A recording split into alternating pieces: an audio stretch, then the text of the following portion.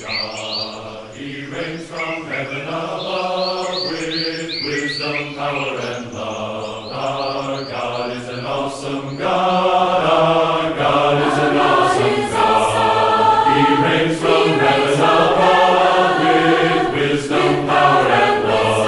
Our God is an awesome God. Our God is an awesome God. He reigns from heaven above with wisdom, power, and love. Our God is an awesome God. Our God is an awesome God. He reigns from heaven with wisdom, power, and wisdom. Our God is an awesome God. Our God is an awesome God. He reigns from heaven with wisdom, power. Our God is an awesome God. Now when he My topic this morning is difference between personal and corporate worship. Sorry, I'm struggling myself. This is a personal thing with the word corporate. It's not a biblical word. I had to look very deeply in my ESV concordance. You won't find the word corporate. I looked in the King James concordance that I have. You will not find the word corporate. But the word corporate is a appropriate English word today as to our formal worship service that we have, coming together as a community, coming together as this church to render our worship in formal worship as it is. So the way the scripture puts it is coming together for worship. I think I have a better word than that. Coming together of the church is how the Bible would put it, is effectively what we are talking about when we are talking about corporate worship. So the first thing I need to answer is, so what is corporate worship? So we understand what that is, and again it's in inverted commas, the word corporate there. Specifically, it is the coming together. So if we had an English word that could put that together, coming together of the church on the first day of the week in order to worship God together. That's the specific requirement that is needed here, coming together. It's the action of many worshippers, so more than one, more than a single individual, to come together to render worship. So there's it's a plurality of people coming together, and the action of many of us coming together. It is being led by someone other than yourself, being led by someone else, giving to worship, worship given or lesson received. So corporate worship is, I suppose, me standing here and leading the service, Brother Jackson leading the service, Brother Lion, as he's done now, leading the service, is all part of elements of corporate worship, coming together of the church in service. It is very orderly, very, I suppose, there's nothing random about it. We didn't just arrive here this morning and suddenly guess what to do or know what to do. There's order, there's structure, there's appointed roles, there's appointed men to fulfill certain functions and perform certain duties. So orderly, it's formal in conduct. We don't have multiple men jumping up and all talking at the same time. We don't have, deciding at the spur of the moment, we're going to do this and do that. It's formal, it's orderly, with specific acts of worship that need to be rendered as part of our worship service. So in contrast to that, what is personal worship? What would that look like? So it's worship that one would do either in your private life, in your private space, outside of coming together, the coming together of the saints, within your own home. It could be at work, it could be wherever you find yourself, but it is mostly yourself that is rendering that worship. Where you would lead yourself, rather than being led by someone else. You're leading yourself into what you are communing with God the song, you may want to sing a song, you would be leading that song, you might be giving that prayer, so you are leading that worship service that you are doing in private, and you're deciding for yourself which acts of worship you'll be undertaking. It requires quite a lot of self-discipline on the individual. What I mean by that is, I think that's my next point.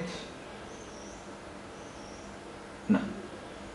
So what I mean by that is, like an athlete who needs to exercise, an athlete has a lot of discipline to condition himself, to condition the kind of food that he eats, to regularly go to the gym every morning. Who here can hand up, say they went to the gym every morning this past week, including this morning? Okay, maybe 6 days this week. I definitely didn't, no chance. You got to the gym even once this week. My hand isn't even up. Good job, brilliant. A lot of work I need to do, but good on them for having the discipline to get to the gym and, you know, to do that necessary exercise that is needed, because we are so busy in our lives. So personal worship needs self-discipline to make time to render that service, to set aside the boss who's phoning you at 5 o'clock in the afternoon to say, I need this thing by tomorrow and you are going to work tonight. But it's a Wednesday evening and I need to do so. Don't want to hear your problems, you will render that work for me.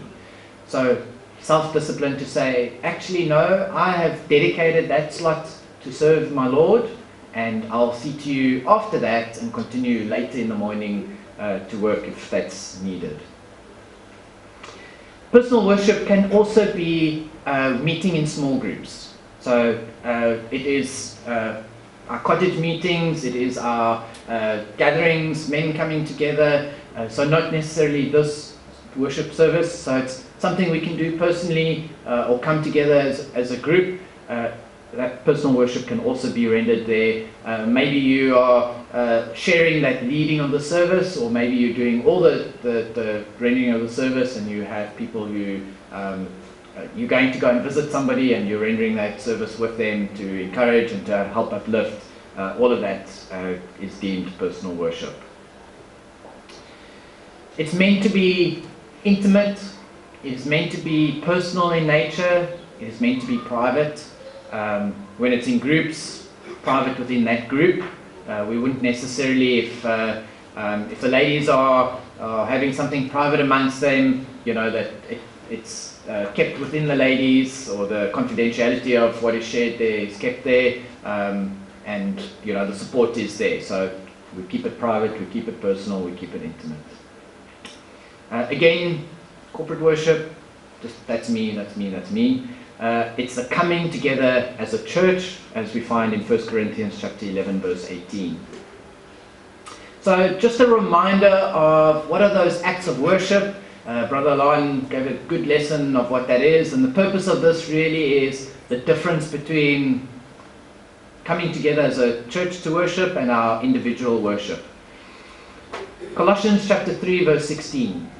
Let the word of Christ dwell in you richly, teaching, admonishing one another in all wisdom, singing psalms, as we have just seen we're doing today, and hymns and spiritual songs, with thankfulness in your hearts to God. So spiritualness is leading on to our a cappella singing, that we are singing. We are using something that we could not create.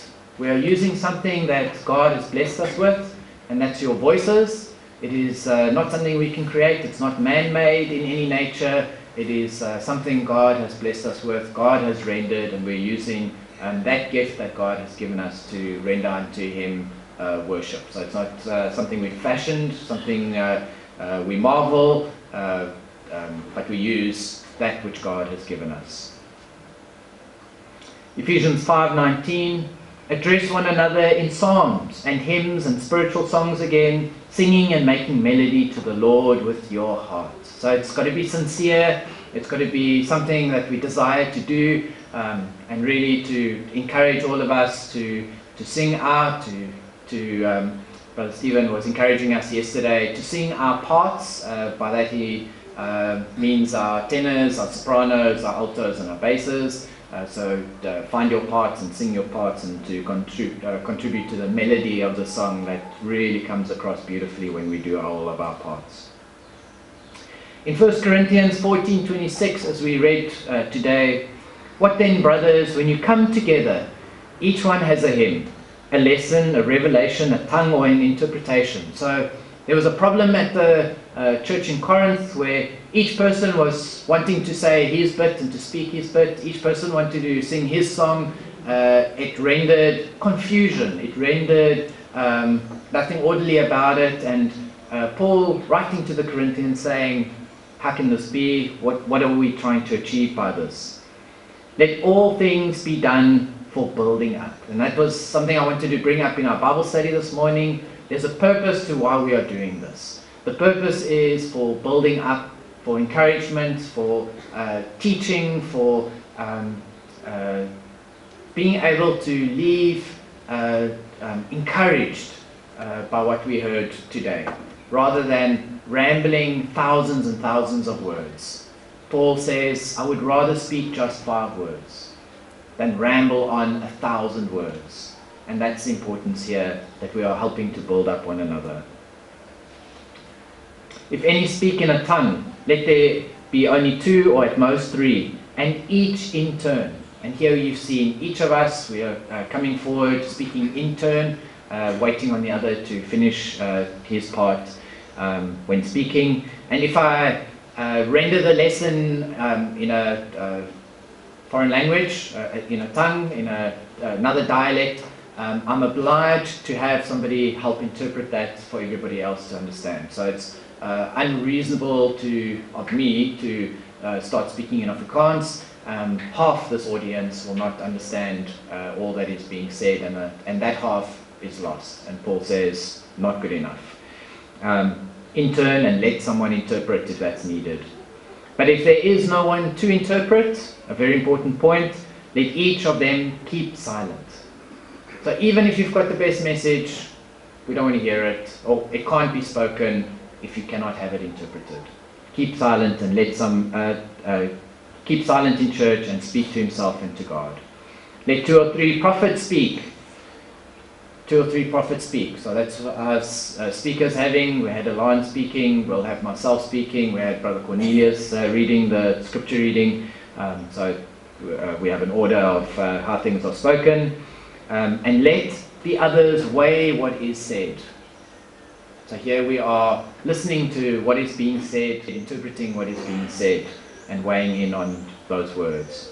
If a revelation is made to another sitting there, let the first be silent, for you can all prophesy one by one, so that all may learn and all be encouraged. And the spirits of prophets are subject to prophets, for God is not a God of confusion, but of peace. Sorry, this is the English Standard Version provided. So that's a really good lesson that Paul gives to us of what is required. Continuing reminder as to what are our acts of corporate worship. 1 Corinthians chapter 14:39 says, "So my brothers, earnestly desire to prophesy, to teach, to speak. Do not forbid speaking in tongues." So there's no harm in speaking in tongues, but make sure you have an interpreter when that happens. "But all things should be done decently and in order." Verse 40. 1 Corinthians 11:20 says, "When you come together," that's our corporate worship, "when you come together, it is not the Lord's Supper that you eat, for in eating each one goes ahead with his own meal. One goes hungry, another gets drunk." So here Paul, the famous 1 Corinthians chapter 11, before he addresses how we ought to conduct the Lord's Supper, the opening address is disorder, everyone doing their own thing. Why is that? And that we need to come together when doing so. I've had it, not argue is the wrong, debate is the correct word, that we can have our worship service in our homes and in private and needing the church, not really important, not really necessary. That's a kind of an optional thing. I disagree with that. I disagree that, or I would argue that it is sufficient biblical evidence of the necessity to have come together to have worship service, and I'll get to that in a bit more. 1 Corinthians 11:33. So then, my brothers, again, when you come together to eat, wait for one another. So we came together, we had a time, we all eat together, the Lord's Supper. We don't just start off and as people arrive, they'll catch up and all of that. We wait for one another. 1 Corinthians 16 verse 2. Another act of worship that we do on the first day of every week, each of you is to put something aside and to store it up as he may prosper, so that there will be no collecting when I come. So another act of worship that we do is the part of, giving. And then again in 2 Corinthians chapter 9:11, I love this one actually. You will be enriched in every way to be generous in every way, which through us will produce thanksgiving to God. That is why we give. It's not because the church demands of it. It's not because Brother Mark is continuing, going on about it. It's not because I've been commanded to do it. It should be because of the desire that we have to give thanks to God. We do that through our giving. Verse 12. For the ministry of this service is not only supplying the needs of the saints. Yes, that's what we're going to use the money for. Yes, that's what the giving is being used for. The needs of the saints. But that's not the only reason for this ministry. But it is also overflowing in many thanksgiving to God. That is ultimately what we're actually trying to achieve in our giving. It needs to fulfill something. That's the side effect of it. That's now we have it, let's do something with it. But the actual reason for it that Paul is trying to encourage here, how do we render thanksgiving unto God? We do so thankfully, being generous and giving of how we have been blessed. By their approval of this service, they will glorify God because of your submission that comes from your confession of the gospel of Christ and the generosity of your contribution for them and for all others. All those who are blessed by the generosity of your giving, they will be blessed. But more importantly, we do this because we want to render thanksgiving unto God. I love that verse. I think Brother Lon really taught me that one. Thank you, Brother Lon. Acts 20 verse 7. On the first day of the week, when we gathered again together to break bread, another act of our worship, we come together to break bread, Paul talked with them, intending to depart on the next day, and he prolonged his speech until midnight. Well, that night he was in Ephesus, spoke a long time, through midnight and into the next day even. There were many lamps in the upper room where we were gathered. We were gathered. So the church came together, they came together and rendered worship service. Now on to personal worship. It's private in nature. It's individual worship. In John chapter 9 verse 38, I have no idea why I've got a space after the colon. It's like there, sorry. He said, Lord, I believe, and he worshipped him. He, singular, worshipped him. So wherever we believe, whatever it is, there's nothing stopping us from rendering worship unto Christ, wherever we find ourselves. In Acts 18 verse 7, and he left there and he went to the house of a man named Titius Justus, a worshipper of God. His house was next door to the synagogue. So there, even in Titius's home, he could render worship unto God. He didn't have to wait for corporate worship to happen. Didn't have to wait to be accepted into the synagogue for that to happen. We are able to render personal worship unto God. I appeal to you, therefore, brothers, by the mercies of God, to present your bodies as a living sacrifice, holy and acceptable to God, which is your spiritual worship. Of course, very difficult for us here in corporate worship to render our bodies in service. That happens in your personal capacity. When you step out here, when you go out there, how you look after your bodies, how you treat your bodies, what you put into your body, what you subject your body to, whether it's good things or bad things, all of that is happening in your personal life when you are out there. Here we try and encourage and we motivate to look after yourselves, look after your bodies, to render it holy and pleasing unto God, because it is a living sacrifice unto God. You want your body in appropriate condition to be serving. We don't abuse it, we don't let it, all the things that are out there that can abuse our bodies, we avoid those things. But you do this as part of your personal worship. Revelations 14 verse 7. And he said with a loud voice, fear God and give him glory, because the hour of his judgment has come, and worship him, who made heaven and earth, the sea and the springs of water. Fear God. Very difficult again for us in our personal capacity here to be showing how we fear God and render worship service, but it is a requirement of us in everything that we do, in every act that we go out as part of our personal worship, and we fear God and give him glory. Coming together of worship. Man by nature does not display self-discipline naturally. That doesn't come naturally to us to exercise self-discipline. The world is very good to entice us, to corrupt us, to get us very involved in many other things, get us distracted. So by nature we're not self-disciplined. Here's the athlete comment. An athlete will train himself to be disciplined in conditioning his body and disciplined in what he eats in order to compete. He's focused on that competition. I was watching some sailing yesterday. My family thinks I'm going mad because I'm so into sailing at the moment. There's this worldwide race that's happening. They're leaving France, I think today, I'm not quite sure, called the Windy Globe. It's a single sailor on a sailing yacht race, multi-million sailing yacht race.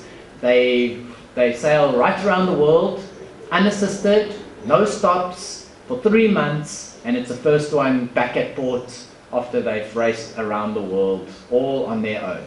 No support, no anything. You need everything on that boat for the next 3 months.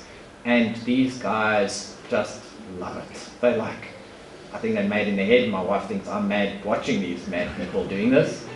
But they are extreme athletes who are all year preparing themselves. I think it's every 3 years or 4 years that they have this. But they are preparing themselves for this endurance race. It's one of the longest races that there are, that you can find in the world.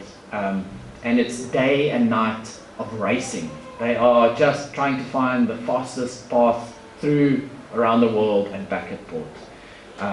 And yeah, they love it.